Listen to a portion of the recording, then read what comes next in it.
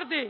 ہمارے آقا صلی اللہ علیہ وسلم ارشاد فرماتے ہیں، سیدنا عمر فاروق رضی اللہ تعالیٰ نے عرض کرتے، یا رسول اللہ میرے ماں باپ آپ پر قربان، آپ نے کس لیے تبسم فرمایا؟ ارشاد فرمایا، میرے دو امتی اللہ عز و جل کی بارگاہ میں دو زانوں گر پڑیں گے. میرے دو امتی اللہ عز و جل کی بارگاہ میں دو زانوں گر پڑیں گے. ایک عرض کرے گا، یا اللہ اس سے میرا انصاف دلا کہ اس نے مجھ پر ظلم کیا تھا. اللہ عز و جل مدعی یعنی دعویٰ کرنے والے سے فرمائے گا، اب یہ بیچارہ یعنی جس پر دعویٰ کیا ہے وہ کیا کرے کہ اس کے پاس تو کوئی نیکی باقی نہیں. مظلوم عرض کرے گا، وہ دعویٰ کرنے والا مظلوم عرض کرے گا، میرے گناہ اس کے ذمہ ڈال دے.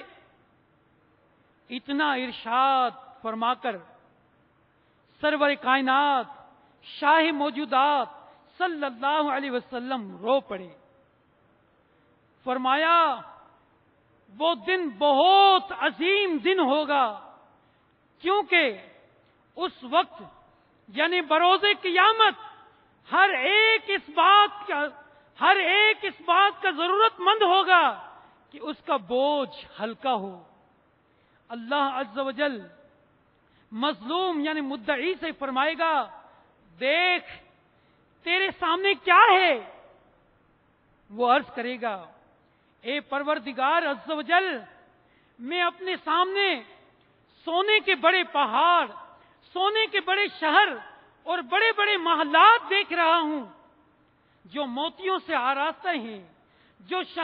یہ شہر اور عمدہ محلات کس پیغمبر یا صدیق یا شہید کے لیے ہے؟ اللہ عز و جل فرمائے گا، یہ اس کے لیے ہے جو ان کی قیمت ادا کرے. بندہ عرض کرے گا، ان کی قیمت کون ادا کر سکتا ہے؟ یا اللہ ان کی قیمت کون ادا کر سکتا ہے؟ اللہ عز و جل فرمائے گا، تو ادا کر سکتا ہے، تو ادا کر سکتا ہے. وہ عرض کرے گا، کس طرح اے میرے رب، کس طرح؟ اللہ عز و جل فرمائے گا، اس طرح کہ تو اپنے بھائی کے حقوق معاف کر دے. اس طرح کہ تو اپنے بھائی کے حقوق معاف کر دے. بندہ عرض کرے گا، یا اللہ میں نے سب حقوق معاف کر دیے، یا اللہ میں نے سب حقوق معاف کیے. اللہ عز و جل فرمائے گا، اپنے بھائی کا ہاتھ پکڑو اور دونوں اکٹھے جنت میں چلے جاؤ. پھر سرکار نامدار دو عالم کے مالک و مختار شہنشاہ ابرار صلی اللہ علیہ وسلم نے فرمایا، اللہ عز و جل سے ڈرو اور مخلوق میں صلح کرو، کیونکہ اللہ بھی بروز قیامت مسلمانوں میں صلح کروائے گا. سبحان اللہ، سبحان اللہ. میٹھے میٹھے اسلامی بھائیوں، سنا آپ نے، جو دنیا میں معاف کرتا ہے، زمین والوں پر رحم کرو کہ آسمان والا تجھ پر رحم کرے. تو پیارے میٹھے اسلامی بھائیوں، ہمیں خود جا کر جن سے قطع تعلق کیا ہے ان سے جا کر معافی مانگنا ہے. اور اگر کوئی ہم سے معافی مانگ رہا ہے تو ہم معاف کر دیں، کہ مسلمان پر یہ لازم ہے کہ اس کا بھائی جب اس سے معافی مانگ رہا ہے تو وہ اللہ کی رضا کے لیے اسے معاف کر دے. تو پیارے پیارے میٹھے محترم اسلامی بھائیوں، شب برات آنے سے پہلے تمام گناہوں سے سچے دل سے توبہ کر لیجئے. میٹھے محترم اسلامی بھائیوں، اس مبارک رات میں تمام گناہوں سے توبہ کر لیجئے اور اللہ تبارک و تعالی کی رحمت میں امید کیجئے کہ ہمارا رب بہت کریم ہے. لہذا اگر آپ چاہتے ہیں کہ آپ مسلمانوں سے حسن سلوک کرنے والے بن جائے، آپ کے اندر نمازوں کا جذبہ بیدار ہو جائے اور حقوق اللہ، حقوق العباد ادا کرنے والے بن جائے، تو الحمدللہ دعوت اسلامی کا مدنی ماحول اور میرے شیخ طریقت امیر اہل سنت دامت برکاتہم عالیہ کے عطا کیے ہوئے مدنی انعامات پر عمل کرنے کی کوشش کیجیے. اپنے اندر عمل کا جذبہ بیدار کرنے کے لیے دعوت اسلامی کے مدنی قافلوں میں سفر کیجیے. ہاں دعوت اسلامی کے مدنی ماحول میں آ کر گناہ گاروں پر اللہ تبارک و تعالیٰ کی رحمت چھما برستی ہے. جیسے آج یہ سنتوں برا اجتماع ہے اور آپ نے وقت نکال کر اس میں شرکت کی، اسی طرح دعوت اسلامی کا ہفتہ وار اجتماع، جہاں جہاں دعوت اسلامی کے اجتماعات ہوتے ہیں وہاں اللہ تعالیٰ اور اس کے پیارے محبوب صلی اللہ علیہ وسلم کی رحمت کی چھما برسات ہوتی ہے. آئیے میں دعوت اسلامی کے مدنی ماحول کی ایک بہار آپ کو بتاتا ہوں. میرے شیخ طریقت امیر اہل سنت دامت برکاتہم عالیہ نے اس بہار کو اپنی مایا ناز کتاب فیضان سنت جلد دوم غیبت کی تباہ کاریوں میں یہ بہار نقل فرمائی ہے. چنانچہ فرماتے ہیں کہ الحمدللہ عز و جل 10 ستمبر 2004 بروز جمعۃ المبارک تحصیل ٹھری میرواہ سے متصل گوٹھ حاجی الیاس خاص کے لیے پاکستان یعنی میرپور خاص کے قریب ایک گوٹھ میں دعوت اسلامی کا ایک سنتوں پر اجتماع ہے. اس بہار کو غور سے سنیے اور دیکھیے کہ دعوت اسلامی پر اللہ تعالیٰ کا اور مدینے والے کا کیسا کرم نوازی ہے.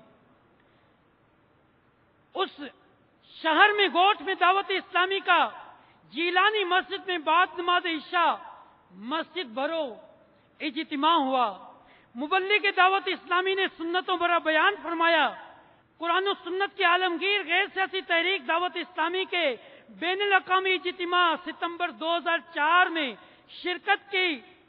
شرکت اور ہاتھوں ہاتھ مدنی قافلے میں سفر کرنے کی ترغیب دلائی.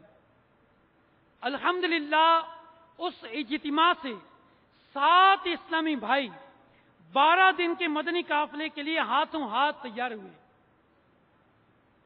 اسی رات اسی گاؤں کے ایک خوش نصیب اسلامی بھائی جو کہ درود شریف پڑھتے پڑھتے سوئے تھے اور ان کی قسمت جاگ اٹھی. اس عاشق رسول جو دعوت اسلامی کے اجتماع میں آیا تھا، رات جب اپنے گھر جا کر سویا، درود پاک پڑھتے پڑھتے جب سویا تو ان کی قسمت جاگ اٹھی اور خواب میں پیارے آقا میٹھے مصطفیٰ صلی اللہ علیہ وسلم کی خواب میں زیارت ہوئی اور میٹھے میٹھے آقا مدینے والے مصطفیٰ صلی اللہ علیہ وسلم نے سلام ارشاد فرمانے کے بعد خود ہی اپنا تعارف بھی کروایا اور ارشاد فرمایا کہ میں محمد صلی اللہ علیہ وسلم ہوں. اور جو کچھ ارشاد فرمایا اسی میں یہ بھی تھا کہ تمہارے گاؤں پر خصوصی کرم ہو گیا ہے. ارشاد فرمایا کہ تمہارے گاؤں پر خصوصی کرم ہو گیا ہے. مزید ارشاد فرمایا جو چہرے پر داڑھی سجائے اس کی مجھ سے محبت ہے. سرکار صلی اللہ علیہ وسلم نے خواب میں ارشاد فرمایا کہ جو چہرے پر داڑھی سجائے اس کی مجھ سے محبت ہے اور جو داڑھی منڈائے اس کی مجھ سے محبت نہیں. اور تو روز تہجد کی نیت کرتا ہے مگر سستی کرتا ہے، اٹھ اور تہجد ادا کر. سبحان اللہ. اے میٹھے میٹھے اسلامی بھائیوں، اس وقت بھی دعوت اسلامی کا اجتماع تھا. اس اجتماع کا نام تھا مسجد بھرو اجتماع. اور اس اجتماع میں شامل ہونے والا خوش نصیب بعد میں درود پاک پڑھتے پڑھتے سویا تو اس کی قسمت جاگ اٹھی اور خواب میں مدینے والے مصطفیٰ کا دیدار کیا. آج بھی ہمارا یہ اجتماع ہے. شعبان کی راتیں ہیں. میرے آقا فرماتے ہیں شعبان میرا مہینہ ہے. میرے آقا صلی اللہ علیہ وسلم اس مہینے میں کثرت سے روزے رکھتے تھے. اے اجتماع میں آنے والوں، آج ہماری یہاں بھی انشاءاللہ